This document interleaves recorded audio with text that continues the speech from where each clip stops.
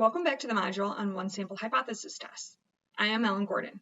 In this video, I will show you how to conduct a one-sample t-test. The steps of this hypothesis test are very similar to the one-sample z-test. I'll make a note of when the steps are the same and when the steps differ. The first step is to choose the appropriate statistical test. Like the one-sample z, a one-sample t-test compares two group means. We have one group that we have sample data for. This is referred to as the group of interest. And for the second group, we know the population mean.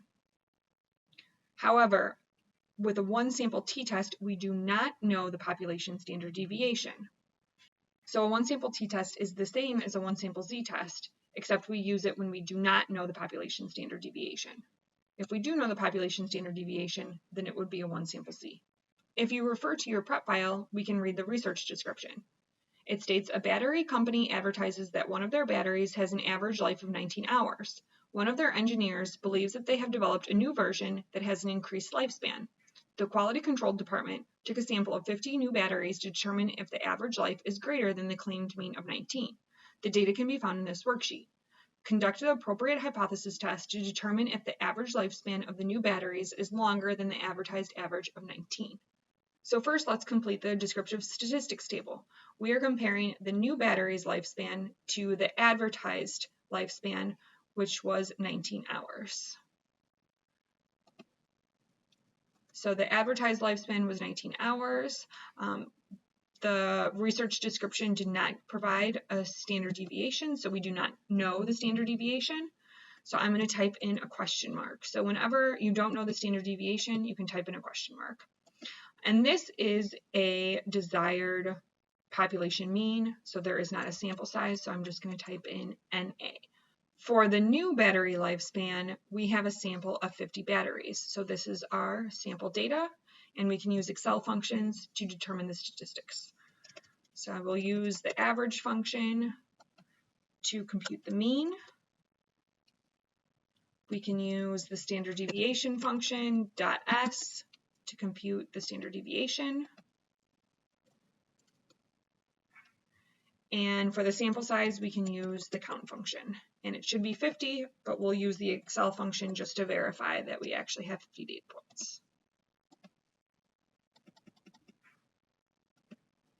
All right, you can see that we are comparing two means. For one group, we have sample data, and for the other group, it is a population. So we're comparing a sample to a population mean, and we do not know the population standard deviation. Thus, we are going to conduct a one-sample t-test. The next step is to identify the case. This is exactly the same as a one-sample z-test. It's based on the research hypothesis, and if it's two-tailed, we hypothesize that the two groups are different. If it's one-tailed left, we're hypothesizing that the group of interest is less than the population mean. If it's a one-tailed right, we're hypothesizing that the group of interest is greater than the population mean. According to the research description, we wanted to determine if the average lifespan of the new batteries is longer than the advertised average of 19 hours. So we want to look to see if it's greater than 19. So that would make it a one-tailed right. The next step is to write the hypotheses. The hypotheses for a one-sample t is the same as a one-sample z. The null hypothesis is the hypothesis of no significant difference. For this example, it would be the average lifespan of the batteries is not significantly different from the advertised average of 19 hours.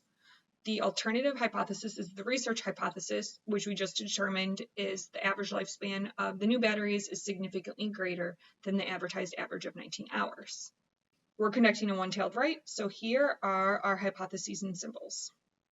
Again, we can start with the alternative. The alternative is that the new batteries is greater than the advertised average, and then the null hypothesis is always the opposite of that, so that would be less than or equal to. And again, remember the null hypotheses and symbols always has the equal sign in it. The next step is to determine alpha. Alpha is provided in the research description. You can see right here, this is the Greek symbol for alpha, and it is going to be 0.05 or 5%. Again, alpha is an objective rule for when we will reject or fail to reject the null hypothesis. We are conducting a one-tailed right, and our alpha is 5%. So that means if our sample mean falls in the top 5%, we will reject the null hypothesis. we'll reject the null hypothesis that the lifespan of the batteries is 19 hours and conclude that it's greater than 19 hours. So again, if our sample mean falls in this area, the top 5%, this is the rejection region, we'll reject the null. If it doesn't, we'll fail to reject the null. Again, alpha is an objective decision rule on when we will reject and when we will fail to reject the null hypothesis. The next step is to compute the critical values. The critical values are the t-scores that are associated with alpha. So for a one sample z, we were finding out the z-scores that were associated with alpha. Well, when you do not know the population standard deviation, instead of z-scores, they're called t-scores. Here are the functions for finding the critical values. You can see that we're still working with an I and V function. However, it's for the t distribution instead of the z distribution. Again, when you do not know the population standard deviation, you work with the t distribution instead of the z distribution. Note that this is the symbol for alpha, and you'll see that many of the functions ask for the DOF. This stands for the degrees of freedom. The formula for degrees of freedom is n-1, or the sample size minus 1. We're conducting a one-tailed right, so we're not going to have a lower critical value, we're only going to have an upper critical value. So again, we're not going to have a lower critical value, so we can just type in NA. Our function for the upper critical value is t.inv. It asks for the probability, that's going to be 1 minus alpha. And then for the degrees of freedom, we do the sample size minus 1. And our upper limit is 1.68. Here's a visual depiction of our critical value. Again, the critical value is the t-score that's associated with alpha, or the top 5%. You can see that we have an upper critical value, but not a lower critical value, and that's because we're conducting a one-tailed right. We want to look to see if the new battery lifespan is greater than the previous, or the advertised. The next step is to compute the test statistic. We've already computed the descriptive stats, so now we can go ahead and compute the t-statistic. This formula is the same as the formula for the one sample z-test. The only difference is we are going to use the sample standard deviation instead of the population standard deviation, and that's because we do not know the population standard deviation. So the formula is the sample mean minus the population mean divided by the sample standard deviation. Again, we're using the sample standard deviation because we do not know the population standard deviation, divided by the square root of our sample size. And we have a test statistic of 2.84. Here is a visual depiction of our test statistic. This is where our t-score, or our t-statistic, would fall on the standard normal distribution. The next step is to compute the p-value. The p-value is the probability or the percentage associated with our t-score or our t-statistic. There's different functions depending on which test you're working with. We're conducting a one-tailed right, so we're going to use this function.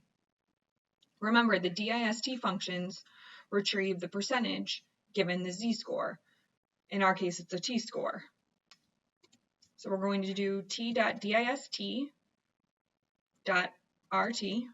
for a right-tailed test. This x is our t-statistic, or our t-score.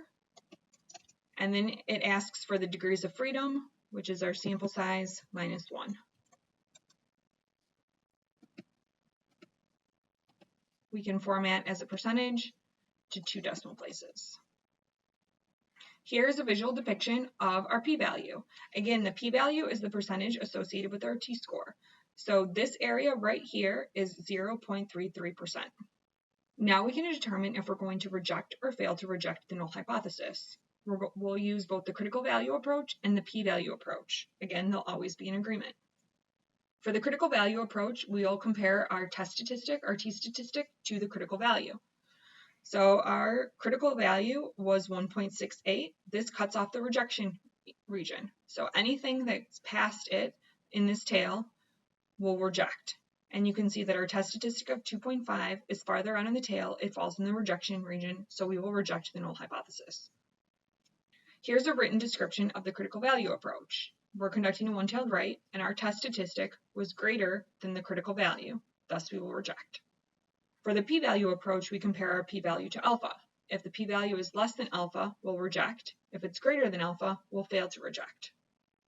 Our p-value was 0.33, and this is smaller than our alpha of 5%. Thus, we will reject the null hypothesis.